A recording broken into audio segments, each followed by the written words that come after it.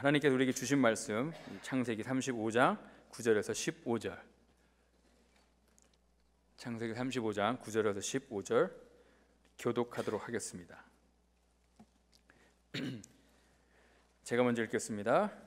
야곱이 밧단 아람에서 돌아오매 하나님이 다시 야곱에게 나타나사 그에게 복을 주시고 하나님이 그에게 이르시되 내 이름이 야곱이지만은 내 이름을 다시는 야곱이라 부르지 않겠고 이스라엘이 내 이름이 되리라 하시고 그가 그의 이름을 이스라엘이라 부르시고 하나님이 그에게 이르시되 나는 전능한 하나님이라 생육하며 번성하라 한 백성과 백성들의 총회가 내게서 나오고 왕들이 내 허리에서 나오리라. 내가 아브라함과 이삭에게 준 땅을 내게 주고 내가 내 후손에게도 그 땅을 주리라 하시고 하나님이 그와 말씀하시던 곳에서 그를 떠나 올라가시는지라. 야곱이 하나님이 자기와 말씀하시던 곳에 기둥고 돌기둥을 세우고 그 위에 전제물을 붓고 또 그 위에 기름을 붓고, 다 같이 읽겠습니다. 하나님이 자기와 말씀하시던 곳의 이름을 베델이라 불렀더라. 아멘.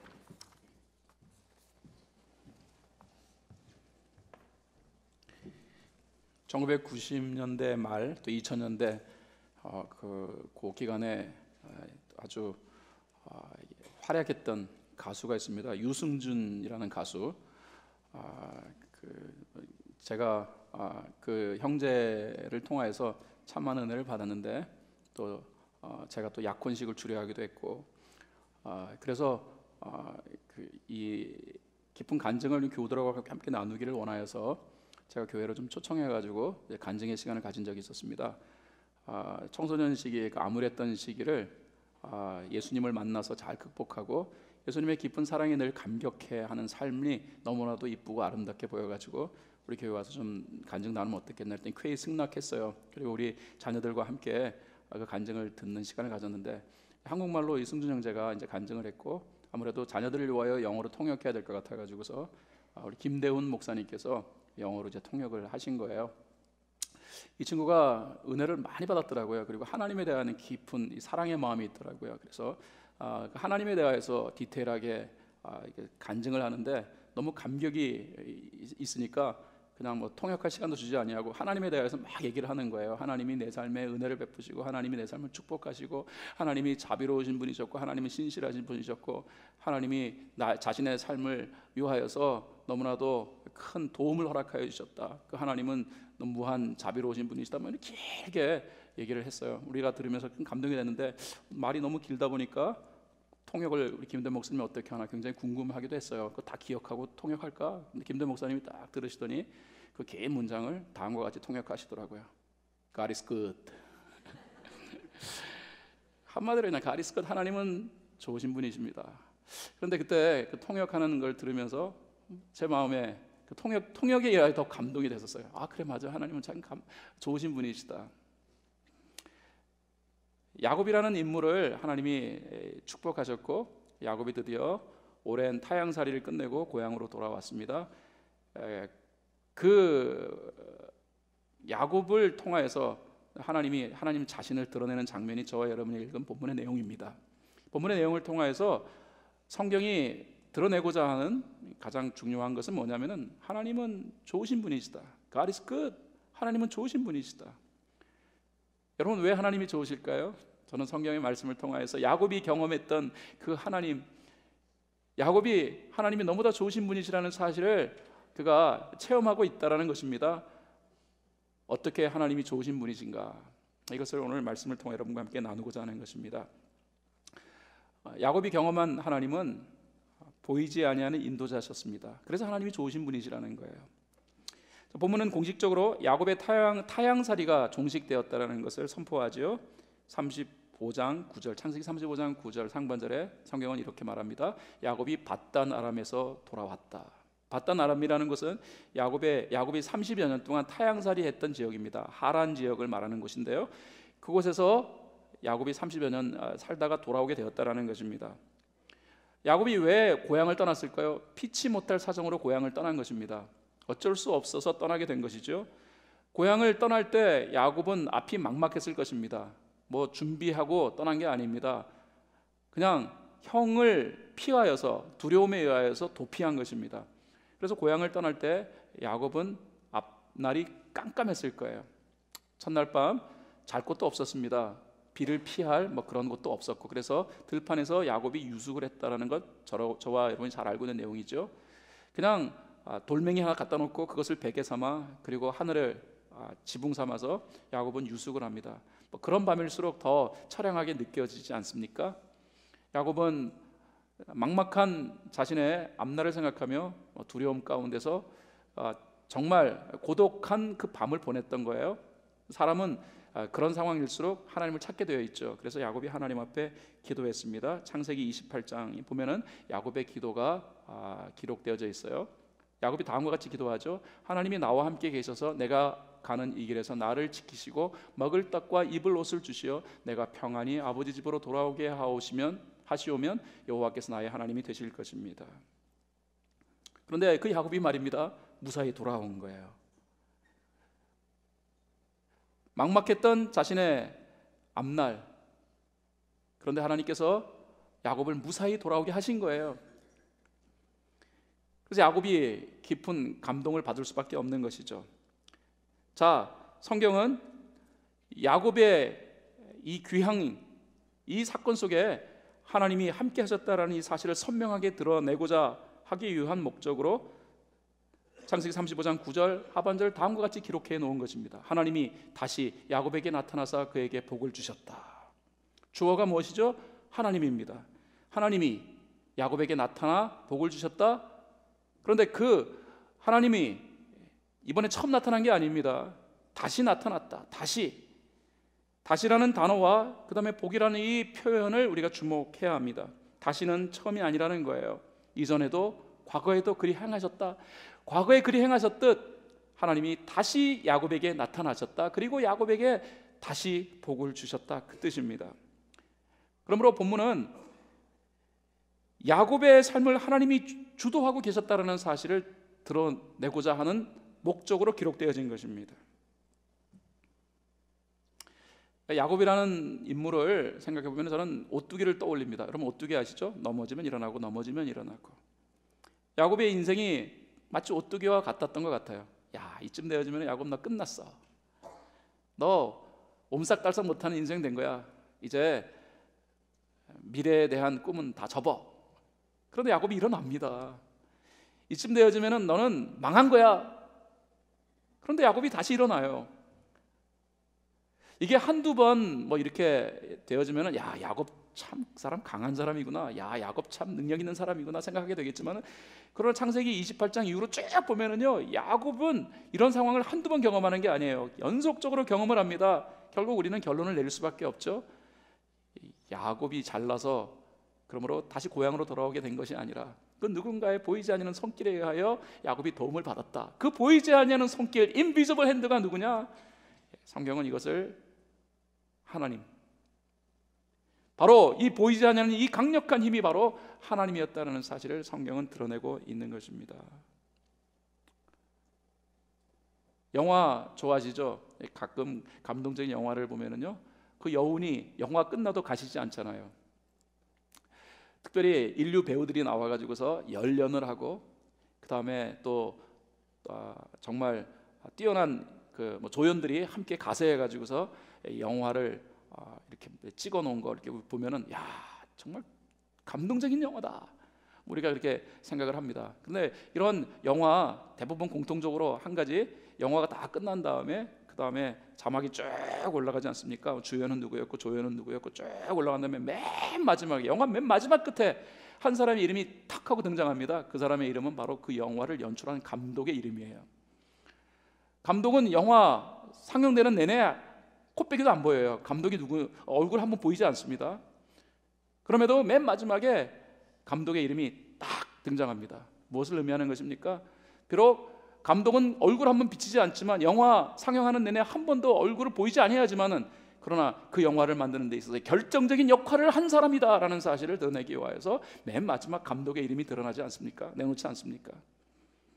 저는 하나님이 그와 같은 분이라고 생각합니다. 야곱의 삶, 그 야곱의 삶은 망할 수밖에 없는 삶이었습니다. 아슬아슬하고 위태위태했던 삶, 정말로 벼랑 끝에 놓여있는 인생과도 같은 삶. 그런데 어느 순간에 보니까 야곱이라는 인물이 어엿하게 복을 받는 인물로 그렇게 세워져요.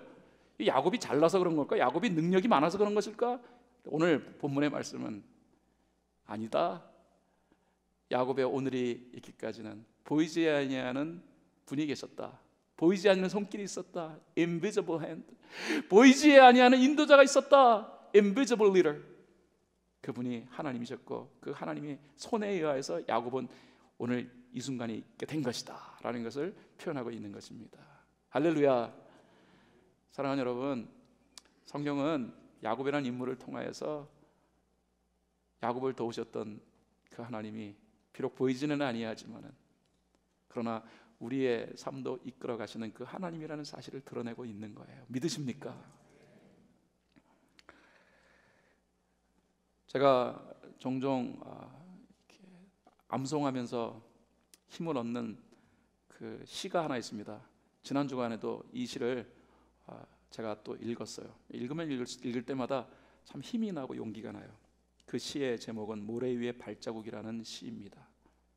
풋프린트라는 그런 시인데 지은 사람이 누군지는 몰라요. unknown, 무명입니다. 하지만 이 시를 여러 번 많이 들어보셨을 거예요. 제가 설교 때도 이미 이 시에 대한 것을 여러 차례 인용했기 때문에 여러분 잘 알고 계실 거예요. 이 시를 오늘 다시 한번 여러분에게 들려드리기를 원해요. 어느 날 밤 꿈을 꾸었네. 주와 함께 바닷가 거니는 꿈을 꾸었네. 하늘을 가로질러 빛이 임한 그 바닷가 모래 위에 두 짝의 발자국을 보았네. 한 짝은 내 것, 또 다른 한 짝은 주님의 것. 거기서 내 인생의 장면들을 보았네. 마지막 내 발자국이 멈춘 곳에서 내 삶의 길을 돌이켜 보았을 때 자주 내 삶의 길에 오직 한 짝의 발자국만 보았네. 그때는 내 인생이 가장 비참하고 슬픈 계절이었네. 나는 의아해서 주님께 갔었지. 주님, 제가 당신을 따르기로 했을 때 당신은 저와 항상 함께 있겠다고 약속하셨지요. 그러나 보십시오. 제가 주님을 가장 필요로 했을 때 그때 거기에는 한 짝의 발자국밖에는 없었습니다. 주님은 저를 떠나 계셨지요? 주님께서 대답하셨네. 나의 귀하고 소중한 아들아, 나는 너를 사랑했고 너를 결코 떠나지 않았단다.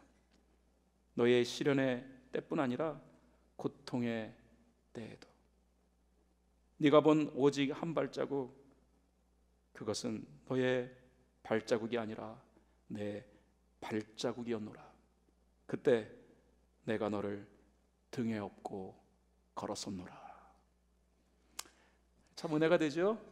네. 누군가 이렇게 아름다운 시를 썼는데 이분이 표현하고자 했던 것은 다른 건 아니에요. 주님이 느껴지지 아니하는 그 순간에도 주님은 함께 하셨다. 이 사실을 정말 실감나게 표현하기 위해서 이 시를 지은 것 같아요. 저는 이 시를 참 좋아해요. 그래서 인생의 굴곡을 경험할 때마다, 인생의 막다른 골목에 섰다라는 느낌을 가질 때마다 저는 이 시를 암송합니다. 이번 주에도 이 시를 암송하며 야, 하나님이 함께 하고 계시는구나. 이번 주간은 하나님이 나를 업고서 나를 이끌어 주셨구나 라는 생각을 하면서 힘을 얻곤 한답니다. 여러분, 야곱은 하나님이 함께 하신 인생이에요. 때로는 야곱이 하나님이 함께 하셨다는 것을 느끼지 못하는 순간도 있었겠죠. 저와 여러분이 그런 순간을 느낄 때처럼 말입니다. 여러분, 그런 때 있지 않나요? 분명히 목사님은 설교할 때 하나님 함께 하십니다 라고 말씀하시는데 내게 느낌은 하나도 안 와. 뭔가 하나님이 함께 하시면 내게 느낌이 와야 되는데 그런 느낌은 하나도 없어요. 그냥 나 혼자인 것 같고 하나님이 나를 내 동댕이 친 것 같고 나는 깊은 절망의 늪속에 빠져가는데도 하나님은 손길 한번 내미는 것 같지 아니하고, 여러분 그런 순간을 경험하신 적이 있으신가요? 전 많아요. 목사님 항상 하나님 함께하고 계시다는 사실을 늘 고백하시잖아요. 고백은 하지만 느낌이 안 올 때도 많다니까요. 그럼 정말 하나님은 그냥 그 순간 우리를 떠나신 것일까요? 아닙니다. 하나님은 왔다리 갔다리 하시는 분이 아니잖아요.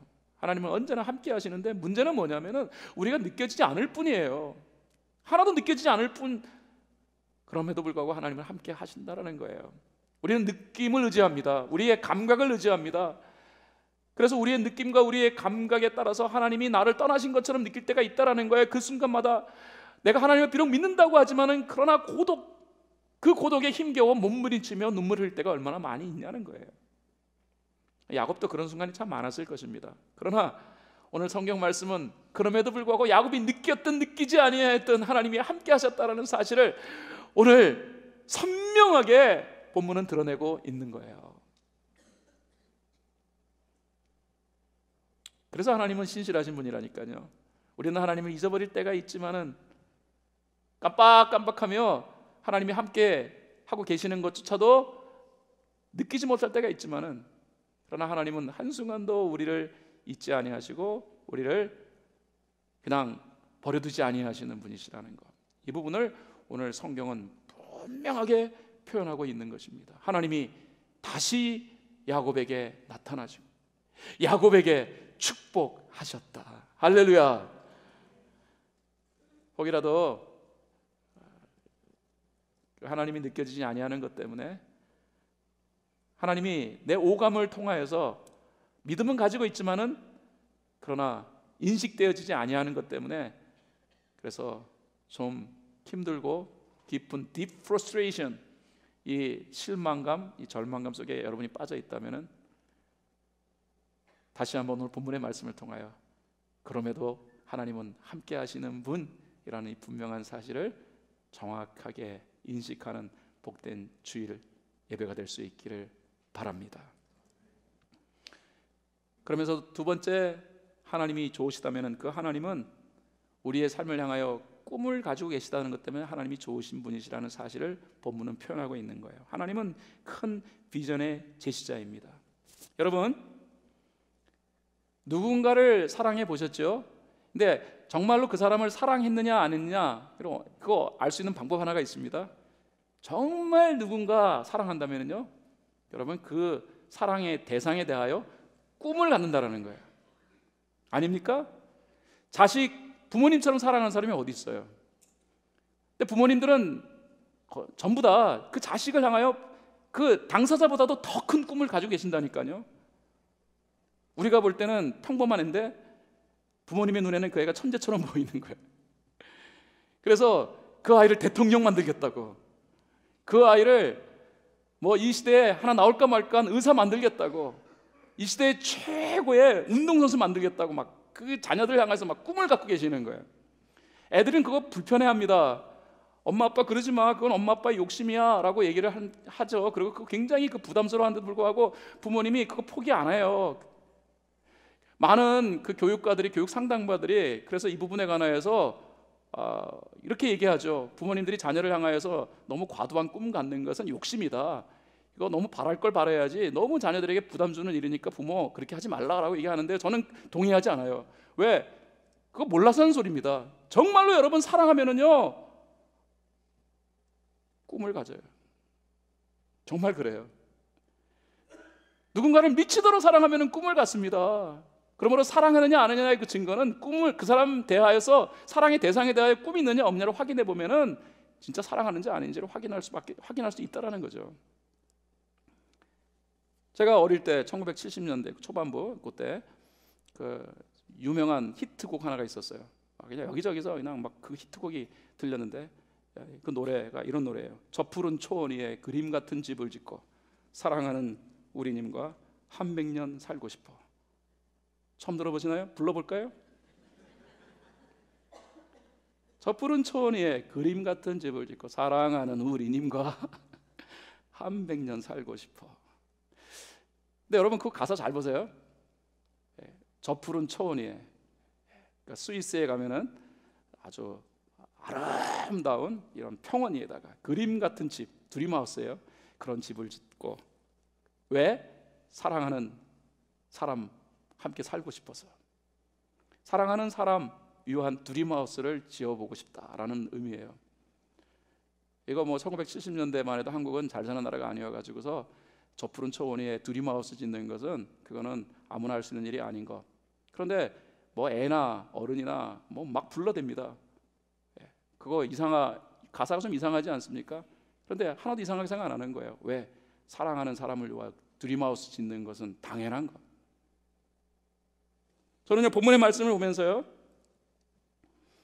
하나님이 야곱을 참 사랑했다라는 그 증거 하나를 발견합니다. 그 이유는 야곱의 삶을 향해서 하나님이 큰 꿈을 표현하고 계신 장면을 보았기 때문입니다. 그것이 창세기 35장 10절의 말씀이에요. 같이 읽어볼까요? 시작. 하나님이 그에게 이르시되 내 이름이 야곱이지만은 내 이름을 다시는 야곱이라 부르지 않겠고 이스라엘이 되리라 하시고 그가 그의 이름을 이스라엘이라 부르시고. 야곱이라는 이름을 누가 지어줬을까요? 부모님이 지어준 거예요. 아버지 이삭, 어머니 리브가가 그 이름을 지어준 거예요. 물론 야곱이 태어날 때 그의 형의 발목을 잡고 태어났기 때문에 태어난 모습을 보고서 야곱이다라는 이름을 지어줬는데 그 야곱이라는 이름 뜻이 뭐냐면 발목 잡은 자라는 뜻이에요. 세상에 자기 자식한테 발목 잡은 자라는 이름을 지어줬다 이상하다라고 생각지 마세요. 본질적인 의미는 뭐냐면은 장남으로 그렇게 태어나고 싶었는데 태어나지 못한 너의 한스러운 모습, 이게 부모의 눈에 비친 거 아니겠습니까? 당시 장자가 아니면은 그러면은 이류 인생을 살 수밖에 없는 그런 고대 시대였습니다. 그래서 어머니 뱃속에서 태어날 때 장자로라도 태어나고 싶어서 몸부림치면서 그 형의 발목을 잡고 태어난 야곱을 바라보며 부모의 심정이 동한 거 아니겠습니까? 그렇게라도 이 거친 세상에서 내가 제대로 살아보고자 하는 그 너의 모습 절대로 꺾지 않기를 바란다라는 의미에서 그 아버지 어머니는 야곱이라는 이름을 지어준 거예요. 사랑했기 때문에 그런 이름 지어준 거예요.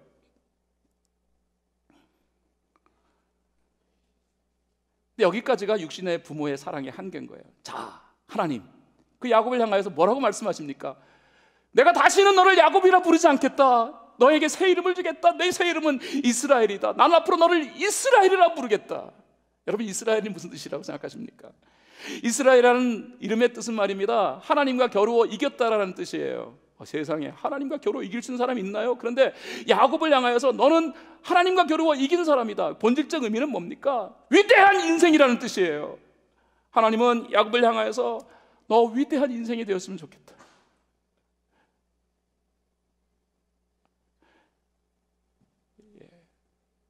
이름을 야곱에서 이스라엘로 바꾸신다니까요. 무슨 의미일까요? 그의 삶을 향해서 하나님이 꿈을 피력하신 것입니다. 그런데 어떤 꿈? 사람들이 볼 때는 사기꾼 같은 인물이고요. 야, 정말 상종 못할 인간이네. 막 사람 속이고 꼼수 부리고 잔머리에 걸리고 사기치고, 야, 저런 인간, 우리가 그렇게 얕볼 수 있는 그런 인간인데 그런 인생을 향해서 하나님께서 네 이름이 이스라엘이다. 무슨 뜻입니까? 야곱의 삶에 하나님이 큰 꿈을 세우셨다라는 거예요.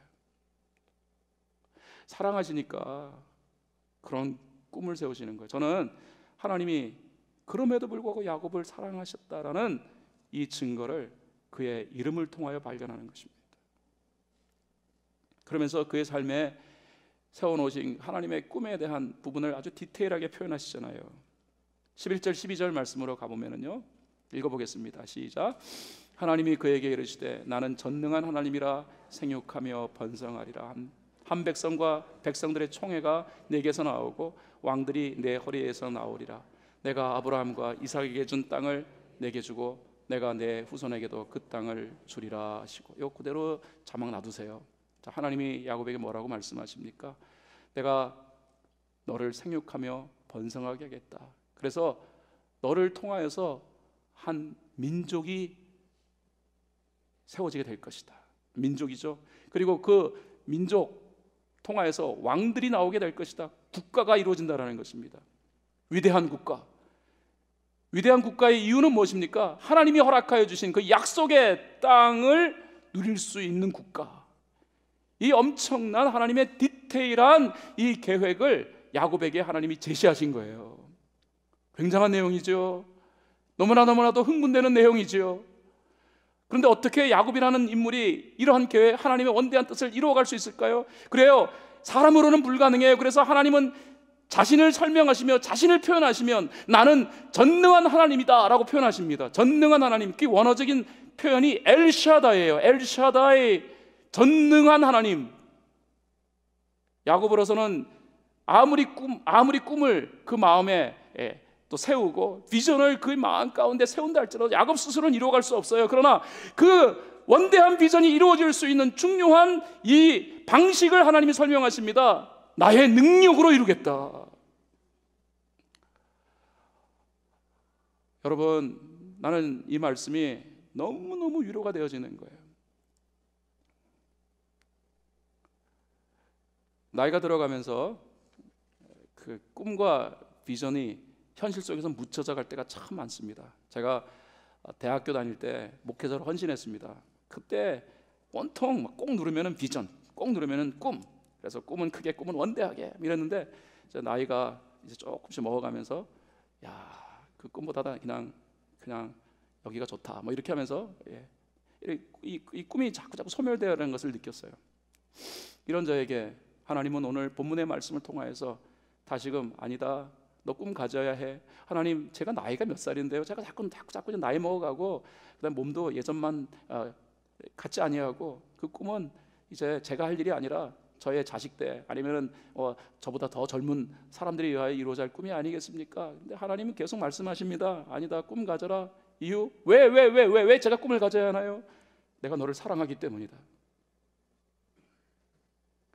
생각해 보니까 저 제 자식들에 향하여서 아직 세워놓았던 이전에 가졌던 꿈 포기하지 않고 있더라고요. 뭐 다른 분들이 뭐라고 말씀할지 모르겠습니다. 그럼에도 저는 꿈 포기 못해요. 아유, 목사님이 너무나 집착하는 것이다 얘기한다 할지라도 꿈 포기 못하겠어요. 왜? 제가 사랑하는 제 자녀들이기 때문에 그래요. 저는 제 자녀를 향한 저의 사랑의 마음속에서 저를 지독하게도 사랑하시는 그 하나님의 사랑을 본 거예요. 하나님은 이 순간에도 제가 나이 들어가지고 이제 환갑을 향해서 가고 있는 이 순간에도 저를 향한 그 꿈을 포기하지 않고 계시다라는 사실을 본문의 말씀을 통하여 발견한 것입니다. 여러분, 이것은 저에게만 해당되어지는 내용이 아닙니다. 여러분도 하나님이 미치도록 사랑하십니다. 여러분이 여러분 스스로 어떻게 생각하든 관계없습니다. 하나님은 저와 여러분을 정말로 사랑하십니다. 사랑하시기에 그러므로 세워놓으신 하나님의 원대한 꿈을 하나님은 포기하지 못하시는 거예요.